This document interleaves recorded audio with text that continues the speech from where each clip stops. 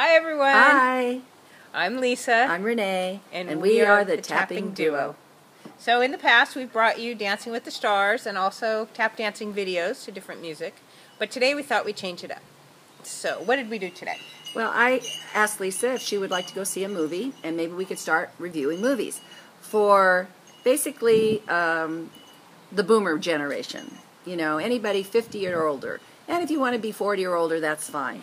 But we're talking about the movies that people that aren't going to go see Mad Max or maybe Cinderella with their grandchildren and stuff. But we're thinking about movies that you might go with a girlfriend or you might go with... the more artsy films. Yeah, the more artsy films that you might even be able to go with your husband or partner with, to go sit together to see somebody doing stuff that isn't blowing up or flying around or, you know, things that have depth and great writing. Yes. So we just picked one this week that has been out for a while, and we came to a decision to go see Woman in Gold with Helen Mirren and Reynolds.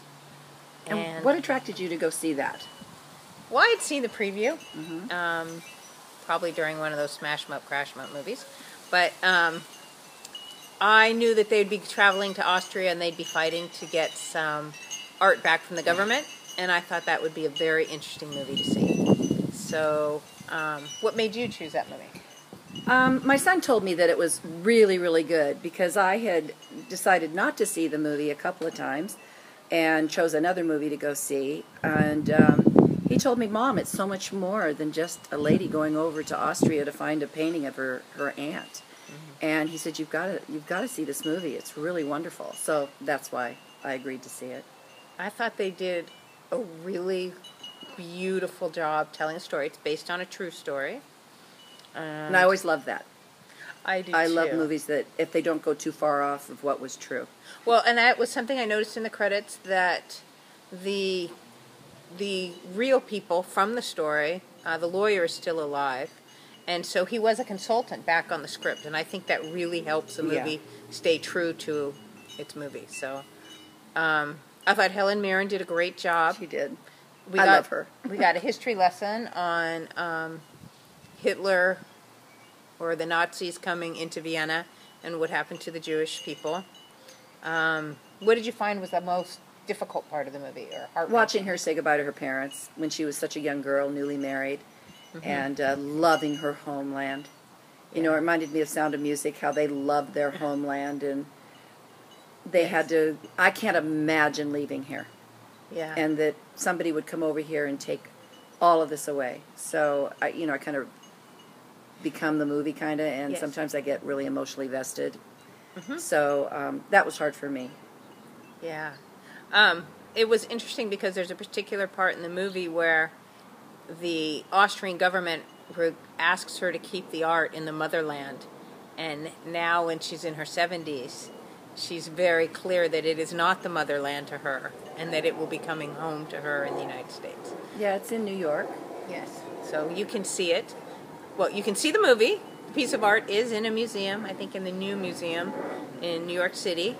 But the story is a great story, and there was just enough history to move so you understood what happened to the piece of art and why it wasn't so easy to get back.